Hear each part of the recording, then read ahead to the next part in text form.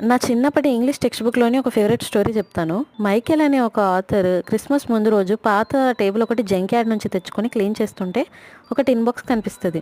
Open చేసి చూస్తే US commander gym తన భార్య కోనీకి రాసిన లేఖ అది. అందులో జిమ్ తను మర్చిపోలేని క్షణాల గురించి వివరిస్తూ రాస్తాడు. జిమ్ యుఎస్ కమాండర్ అయినప్పటికీ క్రిస్మస్ రోజు German commander, German soldiers, US soldiers అన్నీ మర్చిపోయి సంతోషంగా క్రిస్మస్ సెలబ్రేట్ చేసుకుంటారు. వాళ్ళు పాటలు పాడతారు, తింటారు, తాగుతారు, ఒకరికొకరు క్రిస్మస్ విషెస్ చెప్పుకుంటారు, అందరూ కలిసి ఫుట్బాల్ కూడా ఆడతారు. అప్పుడు జిమ్కి ఏమనిపిస్తుందంటే యుద్ధం దేనికి పరిష్కారం కాదు, మనం అందరం పీస్ అంటే శాంతిపూర్వకంగా జీవిస్తేనే జీవితాలు సంతోషంగా ఉంటాయని రియలైజ్ అయినట్టు రాస్తాడు.